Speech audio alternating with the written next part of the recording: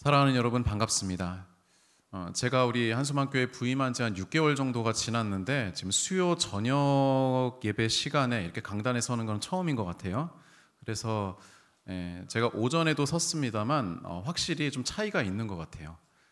일단은 여러분의 숫자 자체가 좀 적어서 그래서 제가 딱 봤을 때 여러분 한 사람 한 사람의 얼굴이 훨씬 더 잘 보이는 저만 느끼는 장점이 있는 것 같습니다.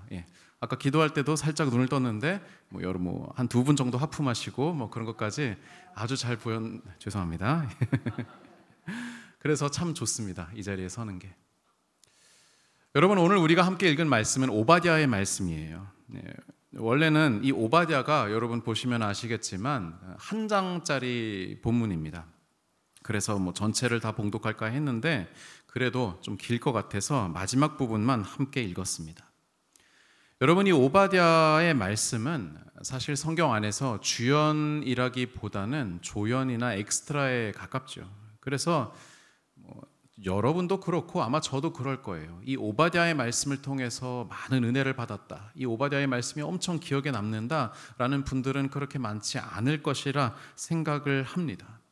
그리고 사실 우리가 이거를 읽을 기회도 그렇게 많지 않아요. 간혹 가다가 이제 큐티를 하면은 이 오바댜가 이제 거기에 들어가기도 하죠. 그럴 땐 모처럼 이 생소한 본문을 마주할 기회가 생기지만, 그런데 이 오바댜가 한 장밖에 안 되기 때문에 하필 그날따라 우리가 큐티를 못 한다든가 건너뛰든가 하면은, 그러면은 또 이제 몇 년 지나서 이 오바댜 본문이 다시 큐티 교재에 나오고 그런 안타까움이 있습니다. 그래서 오늘 이 자리에 오신 여러분 너무나도 잘 오셨고, 오늘 이 오바댜를 한번 쭉 읽으면서 이 말씀을 통해서 하나님께서 우리에게 주시는 교훈을 함께 나눴으면 좋겠어요.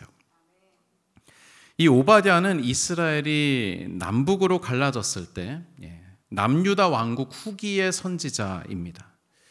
오바댜는 1절의 말씀과 같이 묵시의 내용을 담고 있어요. 여러분 지금 성경책이나 아니면 성경 어플을 가지고 계신 분은 오늘 좀 몇 절을 많이 볼 거기 때문에 좀 이렇게 켜놓으시거나 열어놓으시면 좋을 것 같아요. 묵시에 대한 얘기예요. 아예 대놓고 1절 오바댜의 묵시하라고 시작을 하는데, 여러분 묵시란 무엇일까요? 묵시라는 것은 흔히 우리가 생각할 때 하나님께서 미래의 일에 대해 예고하시는 내용이구나 라고 생각할 수 있지만 단지 그것뿐이 아니에요. 묵시라는 것은 하나님께서 하나님의 나라, 하나님 나라의 백성과 관련된 미래를 우리에게 알려주실 때 쓰시는 표현이에요. 그리고 아무런 목적 없이 일어나는 그런 미래가 아니라 하나님께서 개입하시는 미래에 대한 이야기라는 것이죠. 여러분, 이 오바댜의 전반적인 내용은 무엇일까요? 1절의 말씀 가운데 나오는데요. 1절의 말씀을 우리가 한번 읽어봤으면 좋겠습니다. 화면을 보시면서 1절 시작. 오바댜의 묵시라. 주 여호와께서 에돔에 대하여 이와 같이 말씀하시니라. 우리가 여호와께로 말미암아 소식을 들었나니 곧 사자가 나라들 가운데 보내심을 받고 이르기를 너희는 일어날지어다. 우리가 일어나서 그와 싸우자 하는 것이니라. 아멘. 여러분, 이 말은 무엇입니까? 이 오바댜의 묵시, 그 예언은 누구를 대상으로 한 것이라고요? 에돔에 대하여서, 에돔에 대한 것입니다. 그런데 여러분, 에돔에 대한 좋은 이야기일까요?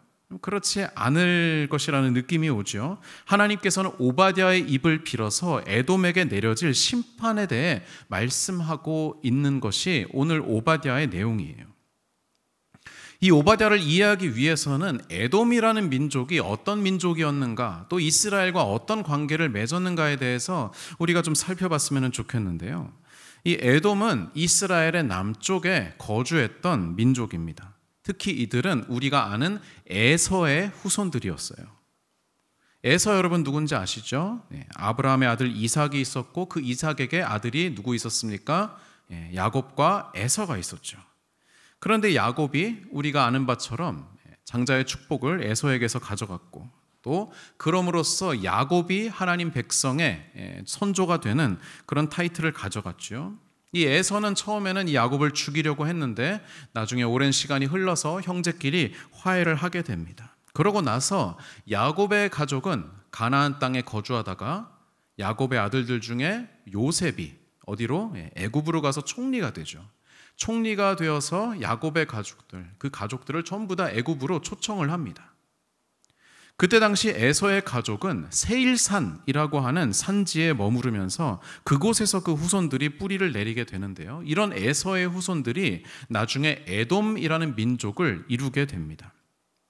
에돔은 붉다, 빨갛다라는 그런 뜻으로 그 선조인 에서가 여러분 어떤 사람이었어요? 붉은 사람이라고 우리가 하지 않습니까? 그런 에서의 후손이라는 그런 이유로 에돔이라고 불려지게 되었어요. 이렇게 야곱의 후손과 또 에서의 후손인 에돔이 약 400년간 따로 발전하게 되었습니다.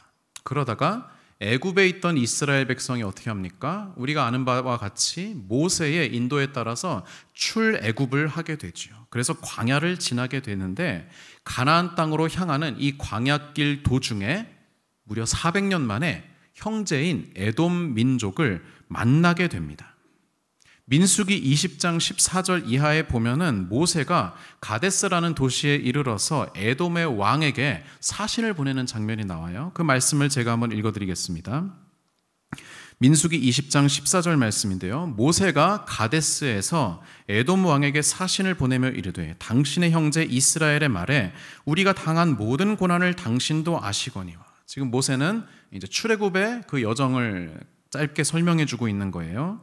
15절 우리 조상들이 애굽으로 내려갔으므로 우리가 애굽에 오래 거주하였더니 애굽인이 우리 조상들과 우리를 학대하였으므로 우리가 여호와께 부르짖었더니 우리 소리를 들으시고 천사를 보내사 우리를 애굽에서 인도하여 내셨나이다. 이제 우리가 당신의 변방 모퉁이 한 성읍 가데스에 있사오니 청하건대 우리에게 당신의 땅을 지나가게 하소서. 우리가 밭으로나 포도원으로 지나가지 아니하고 우물물도 마시지 아니하고 왕의 큰 길로만 지나가고 당신의 지경에서 나가기까지 왼쪽으로나 오른쪽으로나 치우치지 아니하리이다. 패끼치지 않겠습니다. 그냥 지나가게만 하겠습니다. 라고 그렇게 요청을 하는 장면이에요. 그런데 그런 모세의 부탁을 에돔의 왕이 단칼에 거절해버려요. 거절할 뿐만 아니라 만약 지나가게 되면 내가 칼을 들고 너를 대적하겠다라고 협박까지 합니다. 이 때문에 이스라엘 백성은 상당히 먼 길을 돌아가야만 했어요. 오늘식으로 굳이 표현하자면 우리가 운정에서부터 고향까지 가면 되는데 굳이 문산 찍고 간다라고 하는 그런 느낌입니다. 그런데 이 길이 그냥 돌아가는 것도 기분이 나쁜데 상당한 광야길이에요. 그래서 성경에 보면은 이스라엘 백성의 마음이 상했다라고 나와 있어요. 민수기 21장 4절을 보면은 백성이 에돔 땅을 우회하려 하였다가 길로 말미암아 백성의 마음이 상했다라고 나오는데 이 때문에 백성이 하나님께 원망을 하거든요. 그런데 그 원망했다가 하나님께서 화가 나셔서 이스라엘 백성 가운데 불뱀을 내리세요. 그래서 모세가 하나님 앞에 기도했더니 모세가 이제 놋뱀을 만들어서 그 놋뱀을 보면은 그러면은 살리라라고 해서 그 이스라엘 백성의 역병이 멈춘 그 이야기가 바로 에돔을 만나고 나서 일어난 일이라는 것이죠. 그러니까 이스라엘 입장에서는 결코 이 에돔에 대한 감정이 좋을 리가 없겠지요. 그래도 과거의 형제 사이라고 여겼는데 그래서 잠시만 지나간다고 했는데 그것을 거절할 뿐만 아니라 협박까지 하고 그것 때문에 광야에서 고생까지 하고 하지만 하나님께서는 이 에돔에 대해서 끝까지 너희가 품어야 할 형제라고 가르치고 계십니다. 신명기 2장 4절에서 5절 말씀을 제가 읽겠습니다. 너는 또 백성에게 명령하여 이르기를 너희는 세일에 거주하는 너희 동족 에서의 자손이 사는 지역으로 지날진대 그들이 너희를 두려워하리니 너희는 스스로 깊이 삼가고 그들과 다투지 말라. 그들의 땅은 한 발자국도 너희에게 주지 아니하리니 이는 내가 세일산을 에서에게 기업으로 주었습니다. 우리가 신명기 여호수아를 보면 하나님께서 이스라엘 백성에게 가나안의 모든 족속을 물리치고 그리고 그 땅을 기업으로 주시겠다고 약속을 하시는데 하지만 이 에서의 후손들이 거하는 세일산은 에서 자손들의 기업이다라고 분명하게 못을 받고 계시는 것이죠. 또 신명기 23장 7절 말씀을 보면은 너는 에돔 사람을 미워하지 말라 그는 내 형제임이니라 그렇게 말하고 계세요. 형제다. 그러니까 미워하지 말아라. 그들이 비록 너희에게 악하게 했지만 그들을 미워하지 말고 형제로 여기라 라고 말씀하시는 거예요. 그러나 안타깝게도 이런 에돔과 이스라엘의 관계는 계속 좋지 않게 흘러갑니다. 나중에 이스라엘이 통일 왕국을 이루었던 그 사울, 다윗, 솔로몬의 시대에 마침내 이스라엘의 힘이 강력해져서 에돔을 정복을 하게 되거든요. 그런데 그러고 나서 이스라엘이 남북으로 갈라진 이후에 기회가 있을 때마다 이 에돔은 반란을 일으키고 이스라엘을 못 살게 굴었어요. 게다가 남유다 왕국이 바벨론의 침략을 맞아서 절체절명의 위기에 처해져 있을 때 그때 오히려 앞장서서 바벨론을 도와서 유다 왕국이 멸망하는 데 일조를 했습니다. 그렇기 때문에 에돔은 이스라엘의 입장에서 보면은 형제의 민족이기는 했으나 그러나 동시에 원수보다도 못한 그러한 관계일 수밖에 없었겠지요. 오바댜는 바로 이러한 에돔에 대한 하나님의 입장, 하나님의 뜻을 전하고 있습니다. 그것은 무엇입니까? 심판이에요. 하나님께서 에돔을 심판하실 것이다. 그런데 무엇 때문에 심판하신다고 하셨을까요? 여러분, 이 오바댜에는 아주 재미있는 대칭 구도가 나오는데요. 아까 말씀드렸지만 이 에서의 후손들, 이 에돔 족속은 어떤 지형에 거주했다고 말씀드렸나요? 산 지형이었어요. 그래서인지 이 오바댜에는 산이라는 표현이 굉장히 많이 등장합니다. 그런데 이 산의 이미지가 두 개의 산으로 모아지는데요. 하나는 에서의 산으로 불리는 에돔의 산이고요. 또 하나는 시온산 또는 여호와의 산으로 불리는 하나님의 산이에요. 예를 들어서 3절 보시면은 바위 틈에 거주하다, 높은 곳에 사는 자, 이것은 산지 지형에 살았던 에돔을 묘사하는 표현이죠. 또 8절 에서의 산에서 지각 있는 자를 멸하겠다. 9절 에서의 산에 있는 사람들이 죽임을 당할 것이다. 이렇게 쭉 나오고요. 한편 16절에서는 너희가 내 성산에서 마셨다. 하나님의 산이 나옵니다. 17절 시온산에 피할 자가 있을 것이다. 그 산이 거룩할 것이다. 마지막 21절 구원받은 자들이 시온산에 올라올 것이다. 그리고 에서의 산을 심판할 것이다. 이렇게 나옵니다. 즉 이 오바댜에서는 에서의 산과 하나님의 산을 비교하면서 대조하는 그러한 문학적인 기법이 사용되고 있어요. 여러분, 산 좋아하십니까? 여러분, 산은 어떤 지형입니까? 산은 높죠, 여러분. 산은 높아요. 그래서 방어하기에 용이하고 오르는 것도 힘들고요. 많은 사람들의 우러럼을 받을 만하고 어디서든지 잘 보입니다. 즉 평지보다 우위에 있는 것이 산이에요. 오바댜에 등장하는 이 두 개의 산은 똑같이 높고 위대함을 상징합니다. 그러나 그 높음을 이루는 내용물은 두 개의 산이 정반대라고 할 수 있어요. 먼저 에서의 산은 어떤 산입니까? 이 산은 한마디로 표현하자면 높은 산이에요. 그렇습니다. 이 산은 참으로 높습니다. 3절 말씀에 하나님은 에돔을 높은 곳에 사는 자라고 규정하십니다. 그들은 스스로 이릅니다. 누가 나를 땅에 끌어내리겠느냐? 나를 건드릴 자 누구냐? 내게 손댈 수 있는 자 누구냐? 4절 독수리처럼 높이 오릅니다. 또 별 사이에 깃들입니다. 이렇게 그들은 하늘 높은 줄 모르며 그렇게 자신들의 높음을 자랑했습니다. 3절의 앞부분과 같이 그들은 대단히 교만했어요. 하나님께서는 이들이 교만함으로 이들을 치시겠다고 선포하십니다. 심판을 내리시는 것이죠. 그런데 그 심판으로 인해서 에돔이 잃는 것이 무엇인지 한번 봅시다.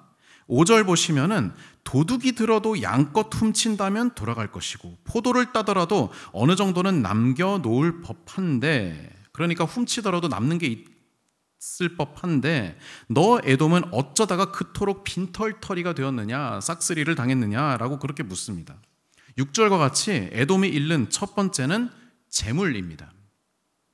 또 7절을 보십시오. 에돔, 너와 약조했던 자들, 너와 화목했던 자들, 네 먹을 것을 먹는 자들이 너를 배신하고 도리어 속일 것이다 라고 하지요. 무슨 말입니까?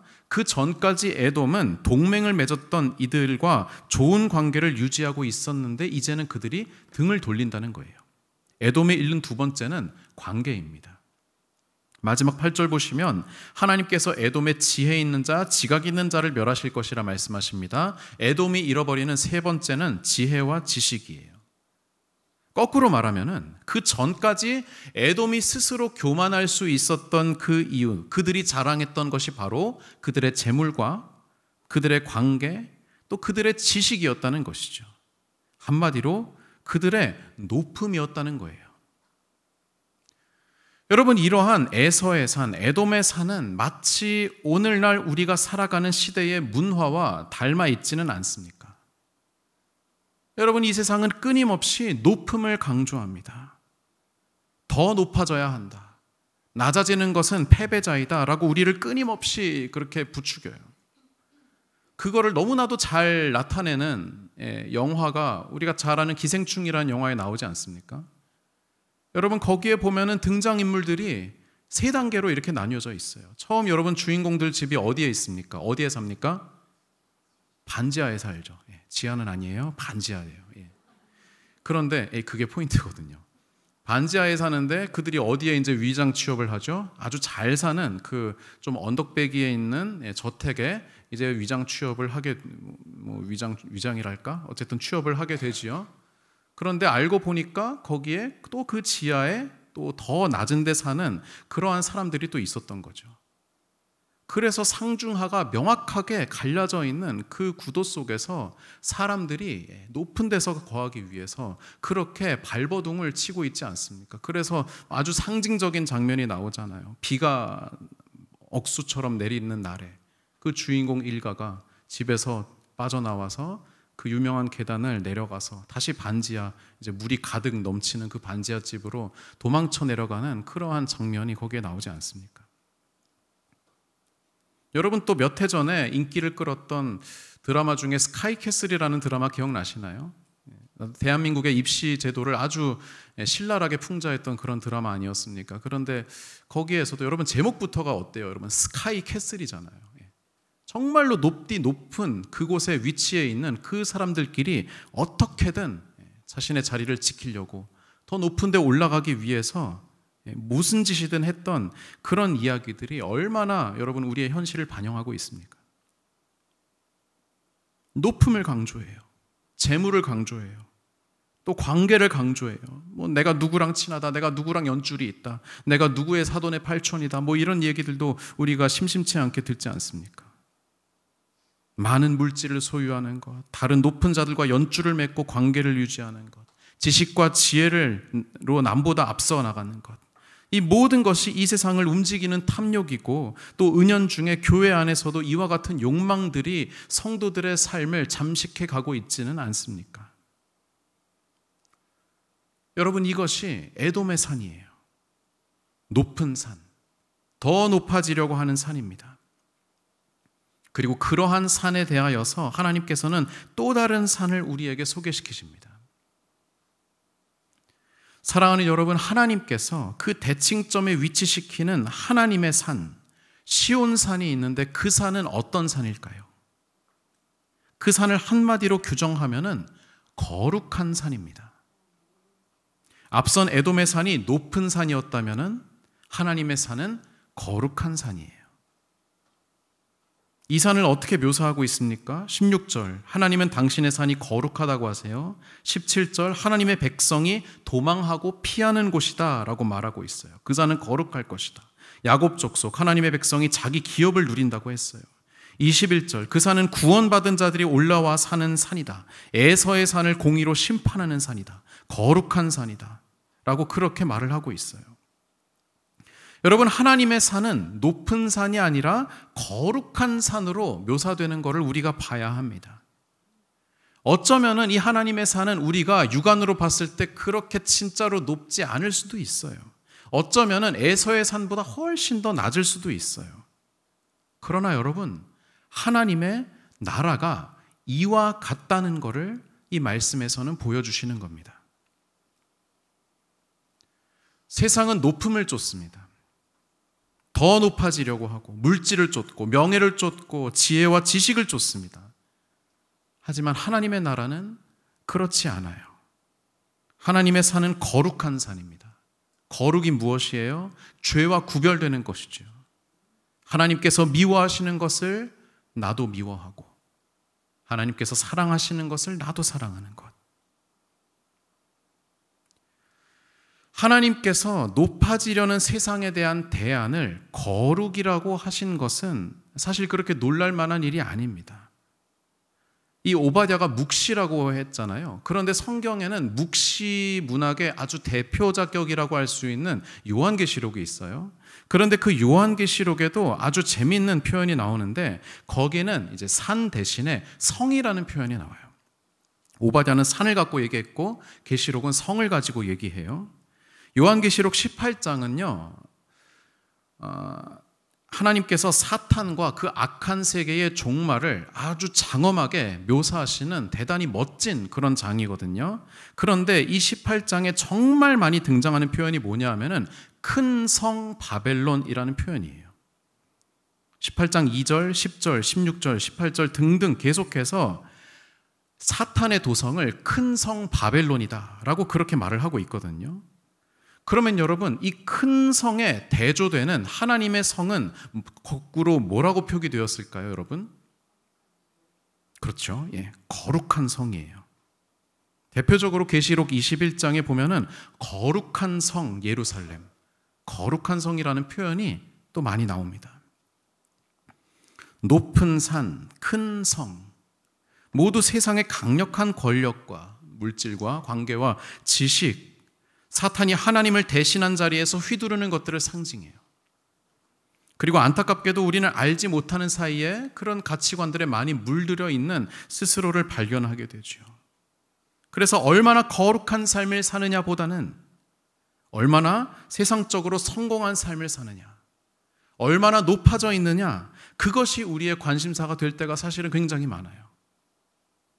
내가 얼마나 좋은 집에 사느냐, 내가 얼마나 좋은 차를 타고 다니느냐, 얼마나 좋은 핸드폰을 들고 있고 얼마나 멋진, 얼마나 좋은 옷을 입고 있느냐, 그것이 사실은 우리가 세상을 바라보는 그런 시선이 아닙니까?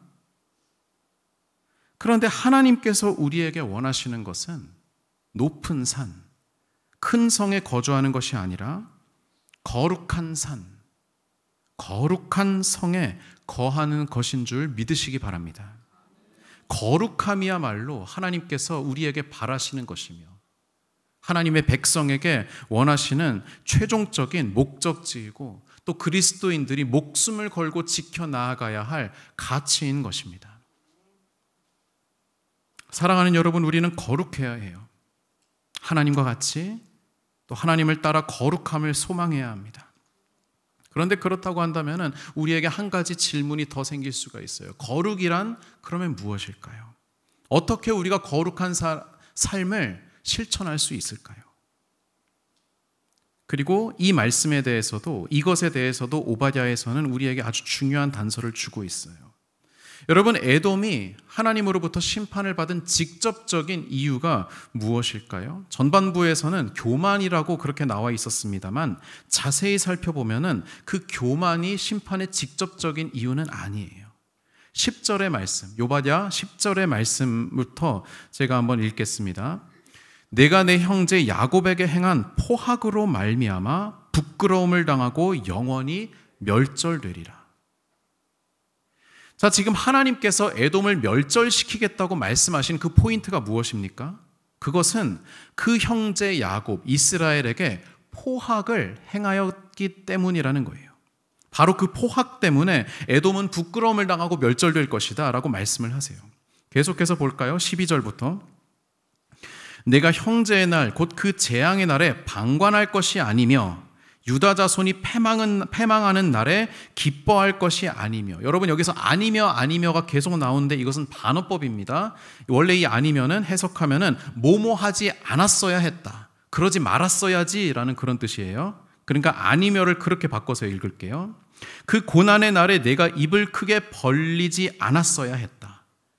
내 백성이 환난 당하는 날에 내가 그 성문에 들어가지 않았어야 했고, 환난을 당하는 날에 내가 그 고난을 방관하지 않았어야 했고, 환난을 당하는 날에 내가 그 재물에 손을 대지 말았어야 했고, 내 거리에 서서 그 도망하는 자를 막지 않았어야 했고, 고난의 날에 그 남은 자를 원수에게 넘기지 않았어야 했다. 여호와께서 만국을 벌할 날이 가까웠나니 내가 행한 대로 너도 받을 것인즉 내가 행한 것이 내 머리로 돌아갈 것이라. 형제의 민족인 이스라엘, 특히 남유다 왕국이 공경에 빠졌을 때 오히려 에돔은 형제를 돕기는커녕 유다의 공경을 방관하고 그의 물질을 노력하고 도망자를 잡아서 포로로 넘기려까지 했다는 거예요. 그런데 여러분, 이 부분에서 우리가 조금 주의 깊게 보면은 에돔이 직접 군대를 일으켜서 유다를 침공했다는 얘기는 나오지 않거든요. 반면에 여기에서 가장 부각되는 단어는 무엇일까요? 제가 찾은 단어는 방관이라는 단어예요. 방관. 에돔은 형제 이스라엘이 고난을 당하든 말든 수수방관하며 오히려 고소해하고 비웃고 이득을 취했던 거예요. 하나님께서 분노하신 부분이 바로 이 방관이었습니다. 사랑하는 성도 여러분, 놀랍게도 하나님께서는 이스라엘을 직접 침략한 아수르나 바벨론 같은 나라도 심판하신다고 다른 예언서에서 말씀을 하시지만, 그러나 이 오바댜에서는 그 공경을 방관했던 에돔 역시 심판하실 거라고 말씀하시는 거예요. 여러분, 왜 그러셨을까요? 에돔으로서는 억울할 수도 있지 않았겠습니까? 사실 형제의 나라라고는 하지만 400년이 흘렀고 자기 나라 지키는데도 급급하고 자기 나라 사정 돌볼 여유, 남의 나라 사정 돌볼 여유가 어디 있었겠어요? 하고 반박할 수도 있지 않았겠습니까? 하지만 하나님께서 12절에 이와 같이 말씀하는 것을 보십시오. 내가 형제의 날, 곧 재앙의 날에 방관할 것이 아니며 방관하지 말았어야 했다.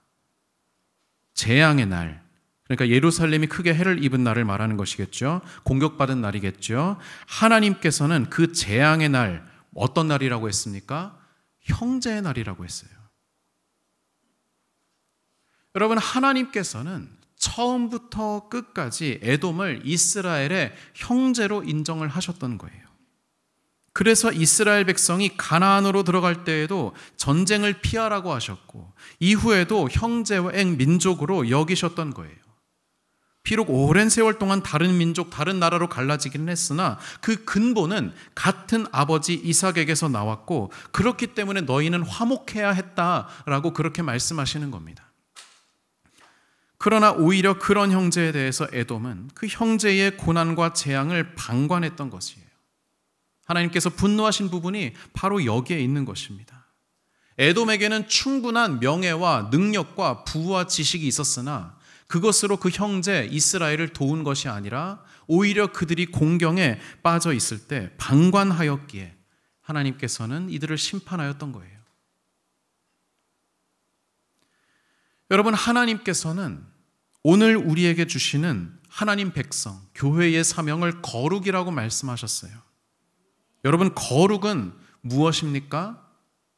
여러 가지 사전적인 예가 있지만 저는 항상 거룩이란 무엇일까라고 하는 질문에 대하여서 저희 아이들이 교회 학교 유아부에서 배워온 노래, 그래서 저도 배우게 된 그 노래를 떠올리게 됩니다.